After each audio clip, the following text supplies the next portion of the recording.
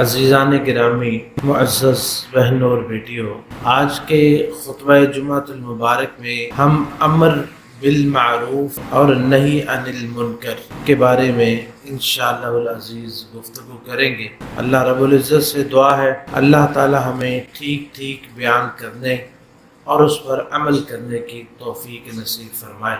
امر بالمعروف کا کیا مطلب ہے کہ معروف کا حکم دینا اور نہی عن المنکر، منکر سے منع کرنا۔ معروف کیا ہے اور منکر کیا ہے؟ معروف ہم اس کو کہہ سکتے ہیں کہ لفظی طور پر معروف کہ ما تعرفہ النفس من الخیر وتطمئن الیہ۔ جوہری رحمہ اللہ اپنی کتاب الصحاح میں لکھتے ہیں کہ معروف ہر اس چیز کو کہتے ہیں کہ جس کو انسان کا دل اچھا سمجھے اور اس سے مطمئن ہو کہ یہ چیز اچھی ہے اور یہ بہتر ہے۔ ہم اصطلاحاً یہ کہہ سکتے ہیں کہ امر بالمعروف کا مطلب امر بالمعروف میں معروف کا مطلب یہ ہے کہ اسم جامع لکل ما عرف من طاعت اللہ والتقرب الیہ والاحسان الی الناس، کہ معروف ہر اس چیز کو کہتے ہیں جو اللہ کی اطاعت، جس میں اللہ کی اطاعت گزاری ہو، جس سے اللہ کا قرب حاصل ہو اور اس میں لوگوں کے ساتھ احسان ہو، اس میں لوگوں کے ساتھ احسان ہو۔ یہ ابن منظور نے اس کی لسان العرب میں یہ تعریف فرمائی ہے۔ اور منکر کیا ہے؟ منکر اسے کہتے ہیں کہ ہر وہ چیز جو انسانی طبیعت کو ناگوار گزرے، انسانی طبیعت کو ناگوار گزرے، لغتاً لفظی طور پر منکر اسے کہتے ہیں۔ ہم اصطلاحاً یہ کہہ سکتے ہیں کہ کل ما قبحہ الشرع ونہا عنہ، کہ ہر وہ چیز جس کو شریعت نے ناپسند کیا ہو اور اس سے منع کیا ہو۔ تو امر بالمعروف اور نہی عن المنکر کا مطلب یہ ہوا کہ لوگوں کو نیکی کا اور اچھے کاموں کا حکم دینا اور برائی سے منع کرنا، برائی سے، برے کاموں سے منع کرنا۔ اس کی اہمیت کا آپ اندازہ یہ اس سے کر سکتے ہیں کہ یہ کام جو ہے اصل میں اللہ رب العزت کا ہے۔ کس کا ہے؟ اللہ رب العزت کا۔ جیسے کہ اللہ تعالیٰ فرماتے ہیں کہ ان اللہ یأمر بالعدل والاحسان وایتاء ذی القربى وینہی عن الفحشاء والمنکر والبغی یعظکم لعلکم تذکرون۔ بے شک اللہ تعالیٰ تمہیں عدل کا، احسان کا اور قرابت داروں کو اور یتیموں کو ان کا حق دینے کا حکم دیتا ہے۔ وَإِيتَاءِ ذِي الْقُرْبَىٰ، یعنی قرابت داروں کو ان کا حق دینے کا حکم دیتا ہے۔ وَيَنْهَىٰ عَنِ الْفَحْشَاءِ وَالْمُنكَرِ، تمہیں فحش کاموں سے، برے کاموں سے منع کرتا ہے۔ تو یہ کام اللہ رب العزت کا ہے اور اللہ رب العزت نے اس کے لیے انبیاء کو بھیجا ہے، اسی کام کے لیے انبیاء کو بھیجا ہے۔ جیسے کہ اللہ رب العزت فرماتے ہیں کہ وَلَقَدْ بَعَثْنَا فِي كُلِّ أُمَّةٍ رَسُولًا أَنِ اعْبُدُوا اللَّهَ وَاجْتَنِبُوا الطَّاغُوتَ، کہ ہم نے ہر امت میں ایک رسول بھیجا تاکہ ان اعبدوا اللہ، کہ اللہ کی عبادت کرے، واجتنبوا الطاغوت، کہ وہ لوگ جو ہے وہ طاغوت یعنی غیر اللہ کی عبادت سے بچ جائیں۔ تو بعض لوگوں کا یہ کہنا کہ ہر بندہ جو ہے وہ اپنا مذہب یا اپنا عقیدہ یا اپنا عمل چھوڑے نہ اور کسی کے عمل کو یا کسی کے عقیدے یا مذہب کو چھیڑے نہ، تو یہ درست نہیں ہے۔ جو چیز کتاب و سنت کے مطابق ہے اس پہ عمل بھی کرنا چاہیے اور اس کی طرف دعوت بھی دینی چاہیے، اور جو کتاب و سنت کے مخالف ہو اس سے رکنا بھی چاہیے اور اس سے منع بھی کرنا چاہیے۔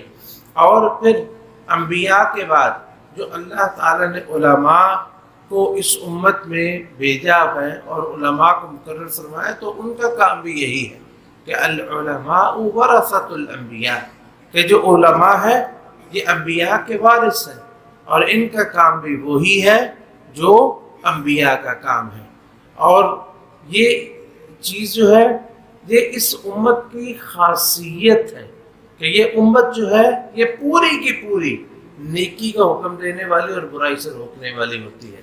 یہ کام صرف ان علماء کا ہی نہیں ہے بلکہ ہر شخص کا ہے جس میں استطاعت ہو، استطاعت کی بات جو ہم انشاءاللہ العزیز آخر میں کریں گے۔ اللہ رب العزت نے اس امت کا یہ خاصہ رکھا ہے کہ کنتم خیر امت اخرجت للناس، کہ ہم نے جتنی امتیں بھیجی ہیں ان میں سے تم جو ہے وہ سب سے بہترین امت ہو، تم جو ہے وہ سب سے بہترین امت ہو۔ اور اس کا خیر امت ہونا، تمام امتوں سے بہتر ہونا، اس کی وجہ کیا ہے؟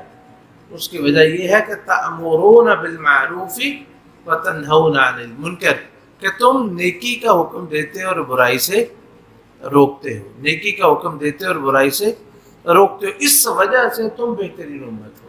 اور پہلی امتیں کیوں بہترین نہیں تھی یا کیوں وہ پچھلے درجے میں چلے گئیں؟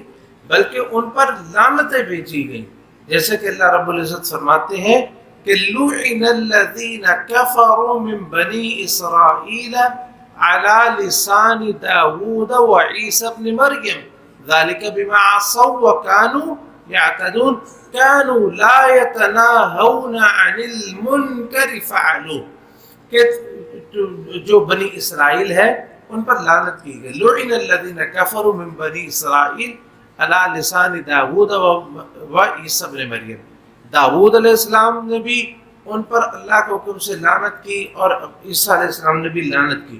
اور وجہ کیا تھی؟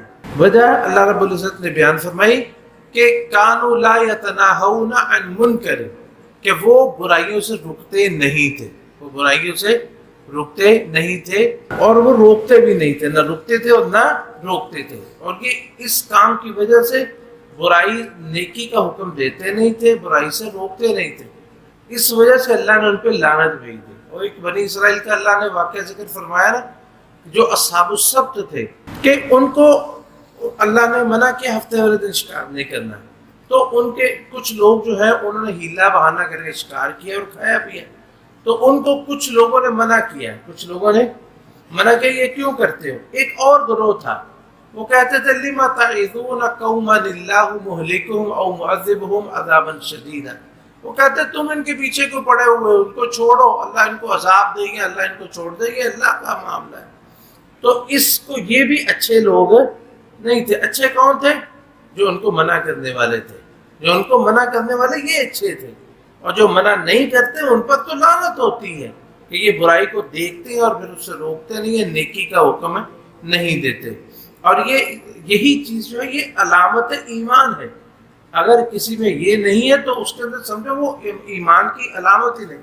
اللہ رب العزت نے جو مومنوں کی صفات بیان فرمائی ان میں سے ایک یہ ہے کہ الآمرون بالمعروف والناہون عن المنکر والحافظون لحدود اللہ، کہ وہ امر بالمعروف کرنے والے ہیں، نیکیوں کا حکم دینے والے ہیں اور برائیوں سے منع کرنے والے ہیں۔ یہ اس امت کے یہ ایمان کی علامت ہے۔ اور ایمان والوں میں سے بھی جو خاص صالح لوگ ہیں، نیک لوگ ہیں، ان کی علامت یہی ہے کہ وہ نیکی کا حکم دیتے ہیں اور برائی سے منع کرتے ہیں۔ اللہ رب العزت نے اہل کتاب کا ذکر فرمایا کہ سارے اہل کتاب برے نہیں ہیں، ان میں سے کچھ اچھے بھی ہیں جو ایمان لے آئے، ان میں سے کچھ اچھے بھی ہیں جو ایمان لے آئے۔ یاد رکھیں کہ اہل کتاب میں سے جو بھی اچھے ہوں گے وہ ایمان لے آئیں گے، جو ایمان نہیں لائیں گے وہ اچھے نہیں ہوں گے۔ اللہ رب العزت فرماتے ہیں اعوذ باللہ من الشیطان الرجیم لیسوا سواء، یہ سارے اہل کتاب برابر نہیں ہیں۔ من اہل الکتاب امۃ قائمۃ یتلون آیات اللہ آناء اللیل وہم یسجدون، اہل کتاب میں سے کچھ ایک امت ایسی ہے جو اللہ کی آیات کی تلاوت کرتی رہتی ہے، راتوں میں سجدوں میں گر کے وہ پڑھتے ہیں، اللہ کی تلاوت، اللہ کے قرآن کی تلاوت کرتے ہیں۔ یؤمنون باللہ والیوم الآخر، اور ان کی علامت کیا ہے کہ اللہ اور آخرت پہ ایمان رکھتے ہیں۔ یؤمنون باللہ والیوم الآخر ویأمرون بالمعروف وینہون عن المنکر، کہ وہ لوگوں کو نیکی کا حکم دیتے ہیں اور برائی سے روکتے ہیں، نیکی کا حکم دیتے ہیں اور برائی سے روکتے ہیں۔ وَأُولَئِكَ مِنَ الصَّالِحِينَ، یہی صالح لوگ ہیں، یہی صالح لوگ ہیں۔ یہ صالح لوگ جو ہیں یہ ایک معمولی بات نہیں ہے کہ جن کو اللہ کہہ دے یہ صالح ہیں، یہ بہت بڑی بات ہے۔ دیکھیں یہ ہم نے قرآن کریم میں آپ دیکھیں انبیاء کی جو دعوتیں ہیں، انبیاء کی جو دعائیں ہیں، مثلا حضرت یوسف علیہ السلام جس وقت اللہ تعالیٰ نے ان پر سارے انعام کر دیے، باپ بھی آ گئے، ماں بھی آ گئی، اولاد وہ جو بھائی بہن بھائی سارے آ گئے، اللہ نے سلطنت بھی دے دی، تو اس وقت انہوں نے پتا کیا دعا کی تھی کہ ربی قد آتیتنی من الملک وعلمتنی من تأویل الاحادیث فاطر السماوات والارض انت ولی فی الدنیا والآخرہ توفنی مسلم والحقنی بالصالحین، اللہ مجھے صالحین سے میں ملا دے، صالحین کے ساتھ شامل کر دے۔ تو یہ جو ہے نبی علیہ السلام کی بھی جو آخری آپ کی جس وقت وفات ہوئی نا، تو اس وقت آپ کے آخری الفاظ بھی یہی تھے کہ اللہ مجھے صالحین میں شامل فرما دے۔ تو سارے انبیاء نے یہ دعا کی ہے۔ اور وہ صالح لوگ کون ہیں؟ وہ صالح لوگ کون ہیں؟ اللہ تعالیٰ فرماتے ہیں کہ یہ وہ ہیں کہ یأمرون بالمعروف وینہون عن المنکر، ان کے علامات میں سے ایک یہ ہے کہ وہ نیکی کا حکم دیتے اور برائی سے منع کرتے ہیں، وَأُولَٰئِکَ مِنَ الصَّالِحِینَ، یہی لوگ صالحین میں سے ہیں۔ یہ لوگ صالحین میں سے ہیں جو یہ نیکیاں کرتے بھی ہیں اور لوگوں کو نیکیوں کا حکم بھی دیتے ہیں، اور آخرت میں کامیاب ہونے والے یہی ہیں۔ اصل میں کامیابی انہی لوگوں کی، جیسے اللہ رب العزت نے قرآن کریم کے شروع میں بھی ذکر کیا نا کہ جو ہے وہ 3 گروہ ذکر فرمائے۔ پہلا گروہ اس میں مسلمانوں کا ہے کہ الذین یؤمنون بالغیب ویقیمون الصلاۃ ومما رزقناہم ینفقون والذین یؤمنون بما انزل الیک وما انزل من قبلک وبالآخرۃ هم یوقنون اولئک علی ھدی من ربہم اولئک هم المفلحون اولئک هم المفلحون، یہی کامیاب ہونے والے۔ یہ اہل ایمان کا اللہ نے قرآن کی شروع میں ذکر فرما دیا کہ یہی لوگ کامیاب ہوں۔ 3 گروہ ذکر کی، ایک مسلمانوں کا، ایک کافروں کا، اور ایک منافقوں کا گروہ ذکر فرمایا۔ تو یہ مفلح کون ہیں، کامیاب ہونے والے کون ہیں، ان کا ذکر اللہ رب العزت فرماتے ہیں کہ وَلْتَكُمْ مِنْكُمْ أُمَّةٌ، کہ اے مومنو تم لوگ جو ساری امت مسلمہ ہو، تم میں سے کچھ چنیدہ لوگ خاص طور پہ ایسے ہو جانے چاہیے کہ جن کا کام یہ ہو کہ وہ لوگوں کو نیکی کا حکم دے اور برائی سے منع کرے۔ یعنی کہ ایک تو سب کی ذمہ داری ہے، لیکن امت میں سے کچھ خاص لوگ ایسے ہو جانے چاہیے کہ جن کا کام یہ ہو۔ وَلْتَكُمْ مِنْكُمْ أُمَّةٌ يَدْعُونَ إِلَى الْخَيْرِ يَأْمُرُونَ بِالْمَعْرُوفِ وَيَنْهَوْنَ عَنِ الْمُنْكَرِ وَأُولَٰئِکَ هُمُ الْمُفْلِحُونَ، کہ تم میں سے کچھ لوگ ایسے ہونے چاہیے جو نیکی کا حکم دے اور برائی سے منع کرے، اور یہی لوگ جو ہے وہ مفلح یعنی کامیاب ہونے والے، فلاح پانے والے ہیں، جن کے بارے میں اللہ نے فرمایا قد افلح المؤمنون، کہ مومن کامیاب ہو گئے۔ وہ کون ہیں؟ جو نیکی کا حکم دیتے اور برائی سے منع کرتے ہیں۔ اور اسی سے جو ہے وہ امت میں جو آپس میں جو آپ حدیث میں آتا ہے نا کہ مومن جو ہے وہ آپس میں ایک عمارت کی طرح ہے، یشد بعضہ بعضا، جو ایک دوسرے کو پکڑے ہوئے ہیں۔ تو یہ پکڑنا کیسے ہے؟ یہ ایک دوسرے کو امت کیسے پکڑے ہوئے ہیں کہ یہ ایک دوسرے کو نیکی کا حکم دیتے اور برائی سے منع کرتے ہیں۔ یہ ایک دوسرے کو پکڑنا ہے کہ کوئی جہنم میں نہ چلے جائے، کوئی غلط کام میں نہ پڑ جائے، کوئی اللہ کے عذاب میں نہ آ جائے، کوئی اللہ کی پکڑ میں نہ آ جائے۔ اور پھر جو ایسے لوگ ہیں ان پر ہی اللہ کی رحمت ہوتی ہے، جیسے اللہ رب العزت فرماتے ہیں اعوذ باللہ من الشیطان الرجیم والمؤمنون والمؤمنات بعضهم اولیاء بعض یأمرون بالمعروف وینہون عن المنکر ویقیمون الصلاة ویؤتون الزکاة ویطیعون اللہ ورسولہ اولئک سیرحمهم اللہ ان اللہ عزیز حکیم، کہ مومن مرد عورتیں یہ ایک دوسرے کے جو ہے وہ دوست ہیں، ایک دوسرے کے جیسے ذکر اللہ نے فرمایا بھائی ہیں، ایک دوسرے کے دوست ہیں۔ اور کس طرح ان کی دوستی کی علامت کیا ہے کہ یأمرون بالمعروف وینہون عن المنکر، یہ ایک دوسرے کو نیکیوں کا حکم دیتے ہیں اور برائیوں سے منع کرتے ہیں۔ تو جن کے اندر یہ صفتیں ہوں گی اولئک سیرحمهم اللہ، یہ وہ لوگ ہیں جن پر اللہ عنقریب رحمت کرے گا، اللہ اس پر رحم فرمائے گا۔ تو کوئی بھی شخص اللہ کے رحم کے بغیر، اللہ کی رحمت کے بغیر جنت میں داخل نہیں ہو سکے گا۔ اللہ کے رسول علیہ السلام سے پوچھا کہ آپ بھی نہیں؟ اپنے فرمایا ولا انا الا ان يتغمدني اللہ برحمت، میں بھی اللہ کے رحمت کے بغیر جنت میں نہیں جا سکوں گا۔ تو یہ اللہ کی رحمت حاصل کرنی ہے تو امر بالمعروف اور نہی عن المنکر کریں۔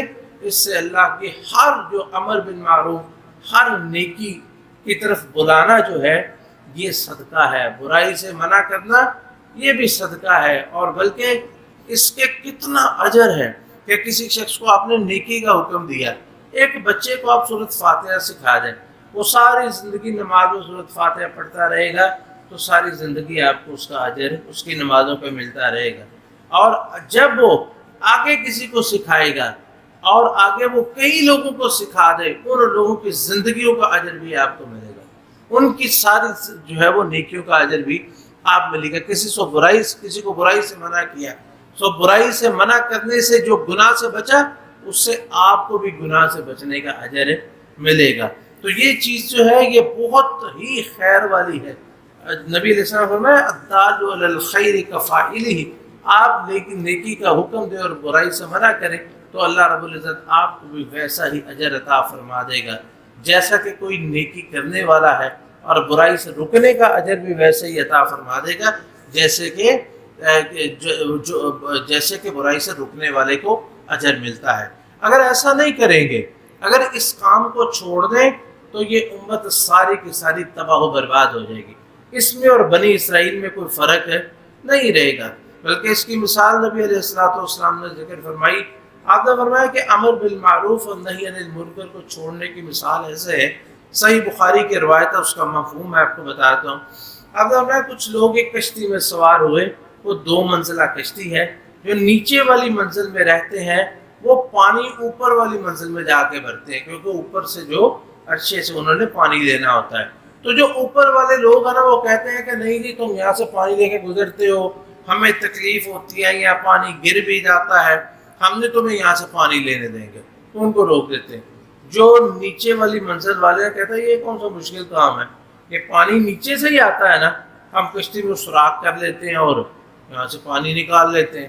نبی علیہ السلام نے فرمایا کہ اگر وہ کشتی میں سوراخ کر لیں تو وہ بھی ڈوبیں گے تو بچیں گے، اوپر والے بھی نہیں۔ اگر اوپر والے ان کو روک دیں گے اور ان کو کہیں گے کہ یہ کام نہ کرو، یہیں سے پانی لے لو، تو دونوں ہی بچ جائیں گے، دونوں ہی بچ جائیں گے۔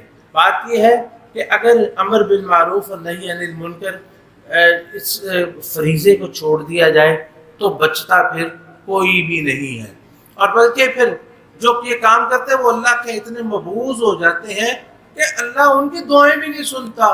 وہ دعا کرتے اللہ فرماتا دفعہ دور، تمہاری دعائیں بھی نہیں۔ نبی علیہ السلام نے فرمایا والذی نفسی بیدہ، جامع ترمذی کی صحیح روایت ہے، والذی نفسی بیدہ لتأمرن بالمعروف وَلَتَنْهَوُنَّ عَنِ الْمُنْكَرِ أَوْ لَيُوشِكَنَّ اللَّهُ أَنْ يَبْعَثَ عَلَيْكُمْ عِقَابًا مِّنْهُ ثُمَّ تَدْعُونَهُ فَلَا يُسْتَجَابَ لَكُمْ، کہ لوگوں نیکیوں کو حکم دیتے رہو، برائیوں سے روکتے رہو، ورنہ اللہ رب العزت تم پر ایسا عذاب بھیج دے گا پھر وہ تمہاری دعاؤں سے بھی نہیں ٹلے گا۔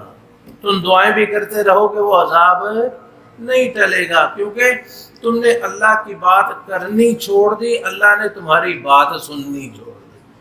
تم نے اللہ کی بات کو نہیں سنا تو اللہ تمہاری بات نہیں سنے گا۔ اللہ تعالیٰ میں نیکی کرنے کی اور نیکی کا حکم دینے کی اور اس سے منع کرنے کی توفیق عطا فرمائے۔ حضرات گرامی، نیکی کا حکم دینا اور برائی سے روکنا، یہ 2 کام ہیں، نیکی کا حکم دینا اور برائی سے روکنا۔ یہ جو انکار المنکر ہے نا، برائی سے منع کرنا، یہ نیکی کے حکم دینے سے زیادہ مشکل کام ہے، یہ زیادہ مشکل کام ہے، اور اس کو سمجھنا اور اس کے احکام جاننا بھی بہت ہی ضروری ہے۔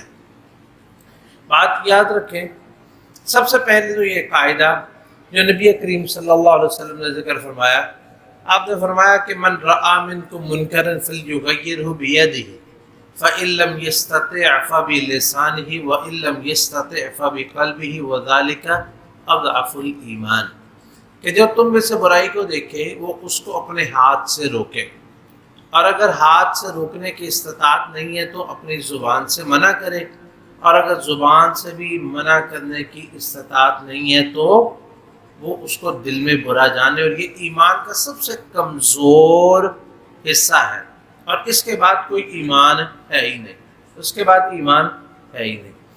اب یہ دیکھیں کہ یہ جو برائی کو روکنا، برائی کو ہاتھ سے روکنا، یہ کس کی ذمہ داری ہے؟ اس کے بارے میں نبی صلی اللہ علیہ وسلم نے ذکر فرمایا کہ من استطاع، کہ جو بھی من رأى منکم منکرا فلیغیرہ بیدہ، جس کے اندر استطاعت ہو وہ اپنے ہاتھ سے روک لے، جس کے اندر استطاعت ہو۔ اب استطاعت کا پتہ کیسے چلے گا؟ سب سے پہلی بات یہ ہے کہ استطاعت یہ ہوتا ہے کہ کوئی آپ کے ماتحت ہے اور آپ اس کو روک سکتے ہیں، اور یہ آپ کے دائرہ اختیار میں آتا ہے۔ یہ بات یاد رکھیں، یہ آپ کے دائرہ اختیار میں آتا ہے۔ مثلا ہم کوئی گھر کا سربراہ ہے، وہ اپنے بچوں میں ایک برائی دیکھتا ہے، تو یہ بچوں میں برائی اس کو ہاتھ سے روکنا، یہ اس کے دائرہ اختیار میں ہے۔ بچے سوئے ہوئے ہیں، نماز پڑھنے کے لیے نہیں جا رہے، تو ان کو اٹھائے، زبردستی اٹھائے، جیسے حدیث میں آتا ہے نا 7 سال کے بعد نماز نہیں پڑھے تو اس کو سزا دے، یہ اس کا دائرہ اختیار ہے۔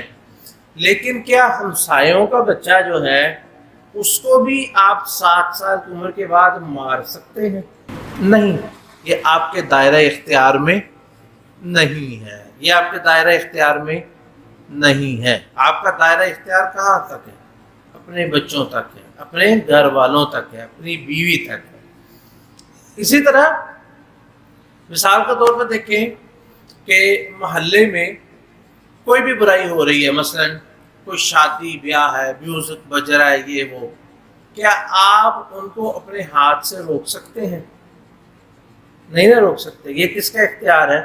یہ اختیار پولیس کا ہے، یہ اختیار حکمرانوں کا ہے۔ یہ کن کا ہے؟ حکمرانوں کا اختیار ہے، یہ آپ کا اختیار نہیں ہے۔ اس لیے اس بات کو سمجھنا بہت ضروری ہے کہ کہاں میرا اختیار ہے اور کہاں میرا اختیار نہیں ہے۔ اپنے حدود سے تجاوز کرنا یہ بہت بڑے فساد کا سبب بنتا ہے۔ ہم نے کئی دفعہ دیکھا کہ بعض لوگ، کیا ہوا جی، ایک دفعہ ایسا ایک سلسلہ چلا تھا، سینما گھروں میں بموں کے دھماکے شروع ہو گئے۔ وہ جی کچھ لوگوں نے نیکی کا سوچا بھی، جو یہاں پہ برائی ہوتی ہے، بم ماریں گے تو لوگ بھاگ جائیں گے، لیکن اس کا نتیجہ غلط نکلتا ہے۔ یہ اپنے دائرہ اختیار سے تجاوز ہوتا ہے۔ کسی کو زبردستی مسلمان کرنا، اس بات کو سمجھنا بڑا ہی ضروری ہے کہ کون سی چیز کس کے دائرہ اختیار میں آتی ہے۔ حتیٰ کہ آپ دیکھ لیں کہ عدالتوں میں کیس پیش ہوتا ہے نا، تو وہاں پہ بھی یہ دیکھا جاتا ہے کہ یہ کیس سننا عدالت کے دائرہ اختیار میں آتا ہے یا نہیں آتا۔ اسی طرح حکومتی ادارے جو ہوتے ہیں، وہاں بھی جو معاملات ہوتے ہیں، یہ دیکھا جاتا ہے یہ معاملہ کس ادارے کا ہے، یہ معاملہ کس ادارے کا ہے، یہ کس وزارت کا ہے، یہ عدل و انصاف کا ہے، یہ وزارت داخلہ کا ہے، یہ وزارت خارجہ کا ہے، یہ نشریات کا، یہ کس کا ہے، تو اس کو یہ معاملہ بھیجا جاتا ہے۔ تو یہ جو امر بالمعروف اور نہی عن المنکر ہے نا، اس میں انسان کو اپنے دائرہ اختیار سے تجاوز نہیں کرنا چاہیے۔ اچھا، ایک دوسری بات کہ فَإِن لَمْ يَسْتَطِعْ فَبِلِسَانِهِ، اگر وہ اس کے ہاتھ میں نہیں ہے تو اپنی زبان سے روک دے۔ لیکن ہر جگہ پہ زبان سے روکنا بھی انسان کی استطاعت میں نہیں ہوتا۔ بعض دفعہ ہوتا ہے آپ اپنی زبان سے روکیں گے تو جو ہے وہ آپ پکڑے جائیں گے۔ مثال کے طور پر آپ ایک ایسے ملک میں جاتے ہیں جہاں پہ جیسے جہاں پہ بے پردگی، ہمارے بھی بے پردگی یا کوئی بھی فحاشی، وہ ان کے ملک کے قانون کے مطابق ٹھیک ہے، وہاں آپ ان کو روکیں گے زبان کے ساتھ یہ کام نہ کرو تو کیا کریں گے؟ تو آپ کو پکڑ کے لے جائیں گے، تم ہمارے ملک میں آئے، ہمارے ملک میں یہ جو ہے وہ قانونی طور پہ یہ کام درست ہے، تم کیسے منع کر سکتے ہو؟ ٹھیک ہے نا؟ تو وہاں پہ کئی دفعہ ایسا بھی ہوتا ہے۔ تو لیکن اگر ہم اپنے ملک کے اندر، اپنے پاکستان میں ہے، کسی کو کوئی برائی کرتے ہوئے دیکھتے ہیں، مثلا جیسے میں نے مثال دی میوزک کو چلا رہا ہے ایسے وہ، ہم اسے کہیں کہ بھائی یہ بند کر دو، لوگ ایک تو یہ گناہ ہے، لوگ پریشان ہو رہے ہیں، یہ ہمارے استطاعت میں ہے نا، لیکن اس سے تجاوز ہم نہیں کر سکتے، یہ ہمارے استطاعت میں ہے۔ لیکن ایک ایسی جگہ پہ جہاں پہ ہم اپنی زبان سے بھی منع نہیں کر سکتے، وہ جو ہے وہاں پہ ہم پکڑے جائیں گے، تو وہاں پہ انسان کو اپنا دائرہ اختیار دیکھنا چاہیے۔ اور تیسری چیز جہاں پہ کسی کو کوئی چھٹی نہیں ہے، وہ ہے اپنے دل سے برا جاننا، دل سے برا جاننا۔ اور یہ بڑی ہی اہم بات ہے، دل سے برا جاننا۔ یہ بعض لوگ ہوتے ہیں کسی چیز کو، کسی برائی کو دیکھتے ہیں اور ان کے نزدیک وہ مطلب اس پہ کوئی ان کا ریئیکشن نہیں ہوتا، کہتے ہیں کہ میں اس کو دل سے برا جان رہا ہوں۔ دل سے برا جانے نا تو انسان کے اندر اس کی علامات ضرور ظاہر ہوتی ہیں۔ مثلا کیا کہ انسان جس چیز کو برا سمجھتا ہے، وہ انسان یا تو وہ جگہ چھوڑ دے، وہ علاقہ چھوڑ دیتا ہے، وہ جگہ چھوڑ دیتا ہے، اس کے اندر جو ہے وہ اس کی مثال کے طور پر میوزک چل رہا ہے تو انسان برا سمجھے تو یہ نہیں، یہ انسان کہتا ہے میں زبان سے نہیں روک سکتا، تو دل سے برا سنی جائے اور ساتھ اس کو بھی سنی جائے، اس سے بھی لطف اندوز ہوئی جائے بھی میں کیا کہہ سکتا ہوں جی، لیکن وہ اس کو سنی بھی جائے۔ تو دل سے برا جاننا، دل کی حالت جو ہے نا یہ بڑی اہم ہے کہ دل کی حالت ہماری کیا، ہمارے دل میں واقعی اس کی کراہت موجود ہے یا نہیں، ناپسندیدگی موجود ہے یا نہیں۔ یہ اللہ کے ساتھ معاملہ ہے، بڑا خطرناک معاملہ ہے۔ ہم بڑی آسانی سے اس سے بری ہو جاتے ہیں کہ جی ہم تو دل سے برا جان ہی رہے ہیں، حالانکہ ہم اتنا بعض دفعہ جو ہے وہ معاملہ خراب ہو چکا ہوتا ہے کہ ہم دل سے بھی اس کو برا نہیں جان دیتے، بلکہ اس کو ایک نارمل چیز سمجھ رہے ہوتے ہیں، ایک عام اور معمول کی چیز سمجھ رہے ہوتے ہیں۔ تو ایسا نہیں ہونا چاہیے، ایک یہ بات۔ دوسرا ایک اہم نقطہ یہ ہے کہ انکار المنکر جو ہے اس کے مراتب ہیں، اس کے مراتب ہیں۔ کس طرح مراتب ہیں؟ ابن القیم رحمۃ اللہ علیہ ان کی کتاب ہے اعلام الموقعین عن رب العالمین، اعلام الموقعین، اس میں فرماتے ہیں کہ انکار المنکر 4 درجات، کہ جو منکر ہے نا برائی، اس کا انکار کرنا یا اس سے منع کرنا، اس کے 4 درجے ہیں، اس کے 4 درجے ہیں۔ مثلا پہلا درجہ یہ ہے کہ ان یزول و یخلفہ ضدہ، کہ آپ کسی برائی سے منع کریں، وہ برائی ختم ہو جائے اور اس کی جگہ اچھائی آ جائے، برائی کو منع کریں اس کی جگہ پہ اچھائی آ جائے، ایک تو یہ ہے۔ دوسرا، آپ برائی کو ختم کریں، بڑی برائی کو ختم کریں، اس کی جگہ پہ چھوٹی برائی آ جائے، بڑی برائی کو منع سے روکیں اور اس کی جگہ پہ چھوٹی برائی آ جائے۔ اور تیسرا مرتبہ یہ ہے کہ آپ ایک برائی کو ختم کر رہے ہیں تو اس کی جگہ پہ دوسری ویسی ہی برائی آ جاتی ہے۔ اور چوتھا درجہ یہ ہے کہ آپ ایک برائی سے منع کیا یا روکا تو اس کی جگہ پہ اس سے بڑی برائی آ گئی، اس سے بڑی برائی آ گئی۔ فرماتے ہیں کہ پہلے جو 2 مرتبے ہیں، مثلا برائی کی جگہ پہ اچھائی آ جانا، مثلا ایک بچہ ہے وہ گالیاں دے رہا ہے، بری گانے گا رہا ہے، آپ اس کو قرآن کریم پڑھنے پہ لگا دیتے ہیں، اس کو قرآن کریم پڑھنے پہ لگا، تسبیح پہ لگا دیں، یہ کیا ہی بات ہے، یہ سب سے اچھا۔ دوسرا یہ ہے کہ کوئی بڑا جرم کر رہا ہے، اس کی جگہ پہ کوئی چھوٹا جرم کرنا شروع کر دے، کوئی آدمی ہے کوئی بڑا گناہ کر رہا ہے، آپ اس کو منع کریں تو وہ اس سے ہٹ کے چھوٹے میں لگ گیا، تو یہ بھی درست ہے، یہ بھی درست ہے کہ بڑی جو برائی، مثال کے طور پر ایک شخص جو ہے وہ اللہ کے ساتھ شرک کرتا ہے، وہ شرک کو چھوڑ گیا لیکن نماز نہیں پڑھتا یا نماز کو ترک کر گیا۔ ایک بندہ مثال کے طور پہ نماز پڑھتا اور شرک بھی کرتا ہے، نماز پڑھتا اور شرک بھی کرتا، آپ نے اسے منع کیا، وہ شرک والی جگہ سے ہٹ گیا اور ساتھ نماز بھی چھوڑ گیا، شرک بھی چھوڑ گیا اور ساتھ نماز بھی چھوڑ گیا۔ اب یہ بڑی برائی کیا تھی؟ شرک، نماز اس سے کم تر ہے۔ لیکن اب یہ مثال جو ہے یہ ایسے عام طور پہ ہوتا نہیں ہے، بدیہی طور پہ جو ذہن میں آئی میں نے بیان کر دی، لیکن ایک چھوٹی سی مثال ہے کہ بڑی برائی ختم کر کے اس جگہ پہ چھوٹی برائی آ جائے، یہ بھی بہتر ہے۔ لیکن جو تیسری ہے کہ ایک برائی کو ختم کرے اس کی جگہ پہ دوسری برائی آ جائے، یہاں پہ علماء سے فتویٰ طلب کرنا چاہیے کہ یہ کام کرنا چاہیے یا نہیں۔ وہاں یہ کام کرنا چاہیے، کیونکہ ایک برائی ختم کر کے دوسری آ رہی کو فائدہ بھی ہوگا کہ یا نہیں۔ اور چوتھا مرتبہ جو سب سے برا ہے وہ یہ ہے، آپ کسی کو چھوٹی برائی سے منع کریں وہ اس سے بڑی برائی میں مبتلا ہو جائے۔ چھوٹی برائی سے منع کیا تو وہ اس سے بڑی برائی۔ اس میں ایک نا لطیفہ مجھے یاد آ گیا، یہ ہے بھی صحیح واقعہ۔ ایک شخص تھا، وہ جو ہے نا وہ چوریاں کرتا تھا، تو وہ کسی ایسے شخص کے ہاتھ وہ اس نے توبہ کر لی جو صحابہ کرام کا دشمن تھا اور صحابہ کو گالیاں دیا کرتا تھا۔ اب اس شخص نے چوری سے توبہ کر لی ہے، لیکن وہ ان لوگوں کے ساتھ بیٹھ کے صحابہ پر تبرہ بازی کرتا ہے، صحابہ کو برا کہتا ہے۔ تو ایک عالم دین اسے ملے، اسے کہتے ہیں جی میں تمہیں ایک نصیحت کرنا چاہتا ہوں۔ کہتے جی کیا نصیحت ہے؟ کہتے میں نصیحت یہ کرنا چاہتا ہوں کہ تم یہ کام چھوڑ دو، چوریاں شروع کر دو، تمہاری مہربانی چوریاں شروع کر دو، لیکن صحابہ کو گالیاں دینا چھوڑ دو۔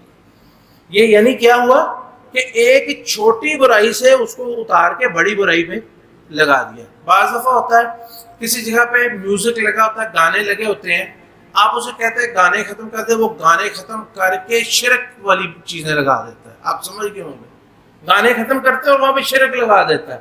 تو ایسے لوگوں کو آپ برائے مہربانی گانے ہی سنتے رہیں، کیونکہ وہ انہوں نے باز تو آنا نہیں ہے، کچھ نہ کچھ لگانا ہے، وہ شرک لگا دیں گے اس جگہ پہ، تو شرک برداشت نہیں ہے۔ گانے جو ہے اس سے چھوٹی برائی ہے۔